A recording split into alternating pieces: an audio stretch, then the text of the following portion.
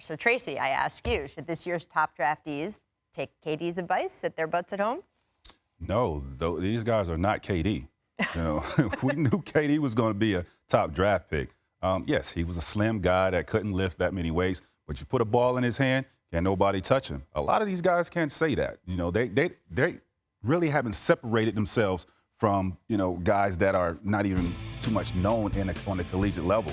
I look forward to seeing, you know, Ball, the guy from Washington. I look forward to seeing these guys compete against each other at this combine, see how they add up, measure up with the measurements in these tests that they're going to put these guys through. You're going to be looking a long time because Lonzo Ball is not going to the combine. Markelle Fultz is going, but just to do interviews. And did you do it? I didn't. At that point, it was more just testing. But I actually kind of agree with KD in this situation.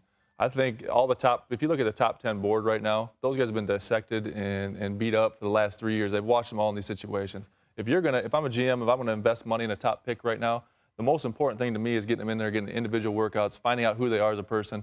The 5-on-5 ain't going to change my mind. If that changes your mind as a GM, as a top 5, 10 pick right now, that means it's a spontaneous choice because you've watched them for 2-3 years and know exactly who they are as a basketball player. It's now find out who they are as a person when you invest that money.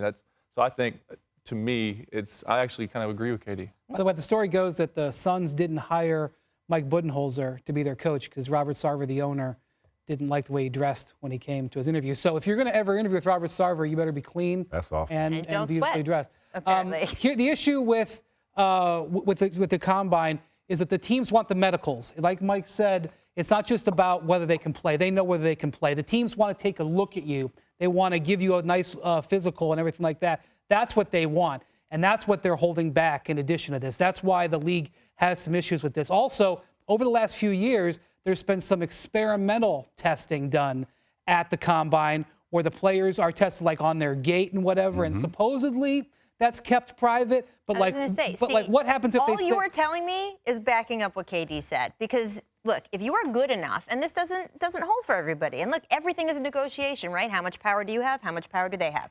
If you're a top player that you know they're going to want no matter what, I wouldn't give him any of that stuff because all that can do is work against you, right? Only bad news. Right? Like, that's my medical stuff. That's private. Anything that I want to say about how fast I can run or anything else I can do. Now, if I have less power as a player and I'm just trying to get drafted, then you got to submit to it. I mean, it kind of depends on who you are. I don't know. KD, to me, has shown he can kind of play. He got the last laugh on that, you think? He certainly has.